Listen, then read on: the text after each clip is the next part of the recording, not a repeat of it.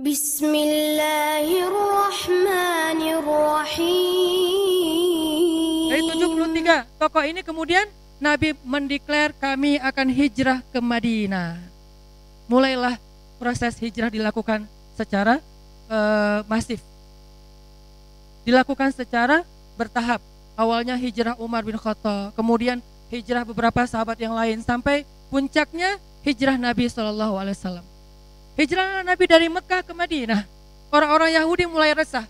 Mereka kemudian bersekongkol dengan orang-orang munafik yang ada di kota Madinah untuk merusak citra Rasulullah SAW, tetapi tidak berhasil. Sampai di Madinah, program apa yang pertama dilakukan oleh Nabi SAW? Pertama, Nabi membangun masjid kedua dalam sejarah Islam. Karena masjid pertama, Masjid Quba. Masjid kedua, Masjid Nabawi. Tetapi masjid inilah yang menjadi base camp dakwah dan kaum muslimin. Nabi membangun Masjid Nabawi sebagai base camp dakwah, sebagai Islamic Center, dan sebagai pusat peradaban. Dibangun masjid. Ustadz, kalau kita masjid sudah banyak, berarti tugas kita bukan membangun masjid, memanfaatkan fasilitas masjid seperti Nabi SAW memberdayakan Masjid Nabawi. Jadikan masjid kita seperti Masjid Nabawi, bukan hanya sholatnya, bukan hanya tempat mihrab berdoanya, tetapi juga movementnya, gerakan-gerakan sosialnya dari masjid. Setelah masjid dibangun oleh Nabi, ini ada yang paling penting. Nabi melakukan program yang dikenal dengan istilah mu'akhad bainal muhajirin wal ansor. Nabi mempersaudarakan antara muhajirin dengan ansor. Itulah program yang dilakukan Nabi di Madinah di awal-awal beliau ke Madinah. Mu'akhad, ta'akhi, mempersaudarakan antara orang-orang Madinah, Aus dengan Khazraj secara resmi. Tidak ada lagi permusuhan, tidak ada lagi pembunuhan, tidak ada lagi konflik, tidak ada lagi kedengkian. Ansor, kalian ansor sekarang kata Nabi. Kalian ansor. Apa arti ansor? Yang menolong. Apa arti ansor? Para penolong, yang membantu, yang mensupport, itulah ansor. Maksudnya apa? Mereka yang tadinya sibuk dengan peperangan, maka Nabi SAW memberikan mereka tugas lain yang lebih mulia, sibuk dengan kegiatan-kegiatan sosial. Itulah ansor. Dari fokusnya permusuhan, yel-yelnya adalah yel-yel permusuhan, nyanyiannya adalah nyanyian permusuhan. Kalau teman-teman baca sejarah bahasa Arab, di dalam sejarah bahasa Arab itu ada istilah syair jahiliyah. Ada istilah syair-syair jahiliyah. Apa syair jahiliyah? Mereka menulis syair, kalau sekarang tuh kayak lirik lagu, atau kayak caption di sosial media, atau kayak semacam puisi bagi para sastrawan, atau semacam tulisan-tulisan yang ditempel di tembok-tembok, kayak grafiti atau mural atau segala macam, semua dengan tema permusuhan. Di mana-mana mereka membaca tentang permusuhan. Yel-yelnya permusuhan, lagu yang dinyanyikannya permusuhan, syair-syair yang dibacakan di pasar-pasar mereka permusuhan. Perlombaan syair yang paling bermusuhan itulah yang juara syairnya.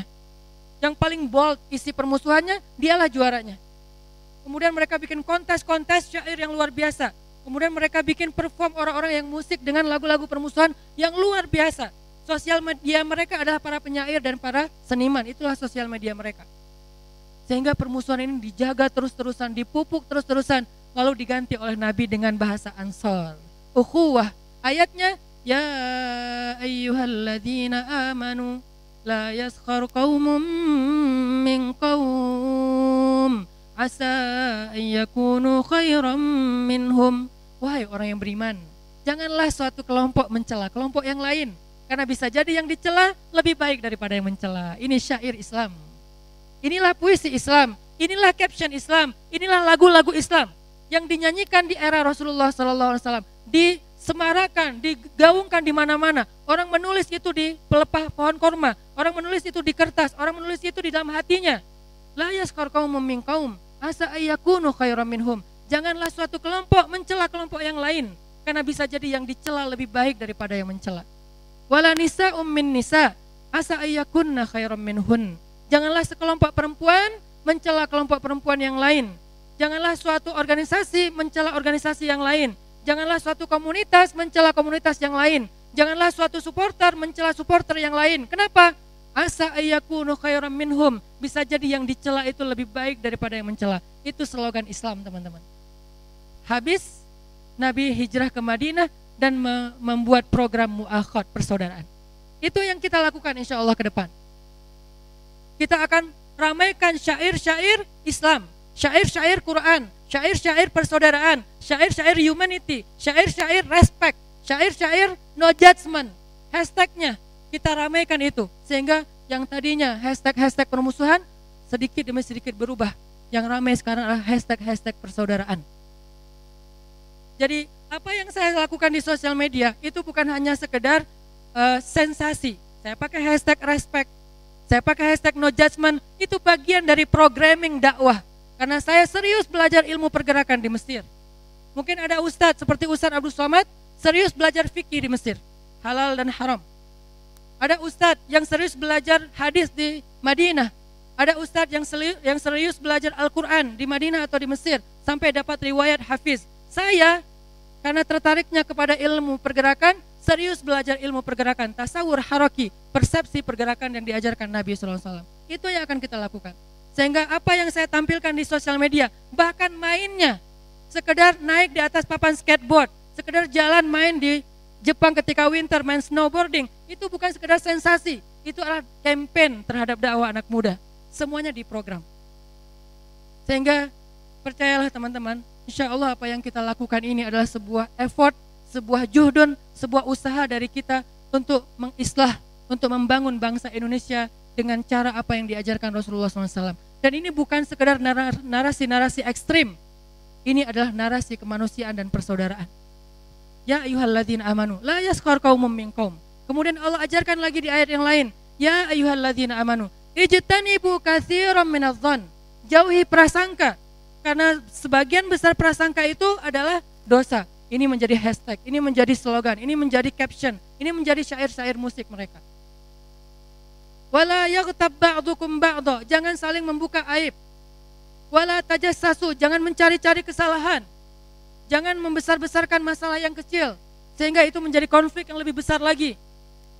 Lalu Allah mengancam dengan kalimat, ayuhibbu ahadukum ayyakula lahma akhihi maitan fakarihtumu.